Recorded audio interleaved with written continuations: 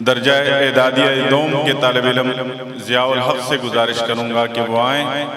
اور انتہائی مختصر وقت میں اپنی تقریر مکمل کریں۔ ضیاء الحق درجہ اعدادیہ دوم۔ الحمدللہ وحدہ والصلاة والسلام على من لا نبی بعدہ اما بعد فاعوذ باللہ من الشیطان الرجیم بسم اللہ الرحمن الرحیم انما یخشى اللہ من عباده العلماء وقال رسول اللہ صلی اللہ علیہ وسلم ان اللہ لا ينتزع العلم من الناس انتزاعا ولكن يقبض العلماء فيرفع العلم معهم او كما قال صلی اللہ علیہ وسلم۔ قابل قدر اساتذہ کرام اور گلشن انور کے جیالی دوستو، السلام علیکم ورحمۃ اللہ وبرکاتہ۔ آج میں آپ حضرات کی خیالات، آپ کی فکر، سوچ، آپ کا ذہن مرکز علوم نبوت، مرکز علوم قرآن دارالعلوم دیوبند کی طرف مبذول کرنا چاہتا ہوں کہ اس مرکز اسلام نے جو دعویٰ کیا کہ یہ علوم قرآن کا مرکز ہے، علوم نبوت کا مرکز ہے، یہ ادارہ تحریک اسلام کے لیے خادم پیدا کرے گا، تو یہ اپنے دعویٰ میں کتنا سچا نکلا، اس کی طرف آپ کے ذہن کو مبذول کرنا چاہوں گا۔ سامعین گرامی، دارالعلوم دیوبند کی ابتدا ایک انار کے درخت کے سائے سے ہوئی۔ دارالعلوم دیوبند نے ایک صدے میں 90,000 علماء حق تیار کیے ہیں، 165 ملکوں میں ان کے شاگرد ہیں۔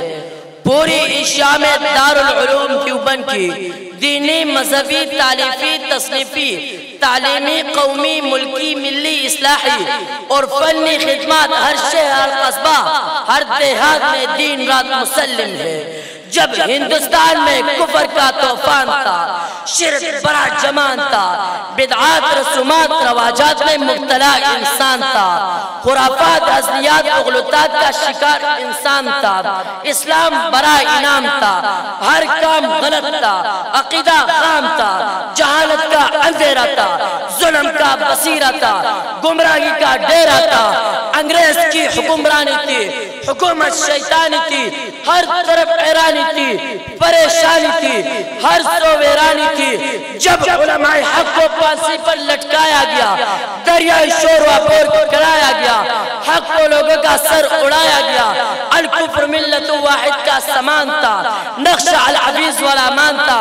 بڑے بڑے جاگیردار، سرمایہ دار اور زمیندار حکومت کے وفادار تھے، ملک کے غدار تھے، مذہب سے بیزار تھے، اعلیٰ حدوں کے طلبگار تھے، اکثر عیار و مکار اور بیکار تھے، مناسب کے نشے میں سرشار تھے، قرآن کے نسخے جلائے گئے، اسلام کے نقشے مٹائے گئے، مجاہدوں پر مقدمے چلائے گئے، درختوں پر لٹکائے گئے، کالجوں کی تعلیم کی، مسلمانوں میں نہ تنظیم تھی، نہ اسلام کی تعلیم تھی، حق پرستوں کا گروہ سر پہ کار تھا، ہندوستان کا میدان کارسار تھا، سب سے بڑا دشمن انگریز تھا جو بڑا شر انگیز تھا۔ برادرانی اسلام، ایسے نازک موقع پر تو علماء حق نے انگریز کا ہر معاملہ میں مقابلہ کیا، لیکن جب ظاہری طور پر کارزار میں انتہائی دشواریاں آئی اور حالات یہاں تک پہنچ گئی کہ اب میدان میں انگریز سے دو بدو مقابلہ مشکل ہو گیا، تو قاسم العلوم والخیرات حضرت مولانا محمد قاسم ناتھوی رحمت اللہ علیہ نے دارالعلوم دیوبند کی بنیاد ڈالی، اور اس کا مقصد وہ اسی طرح بیان کرتے ہیں۔ میری خواہش ہے کہ دارالعلوم دیوبند کا ہر تعلیم یافتہ انگریز کے محلے میں شکاف کرتے،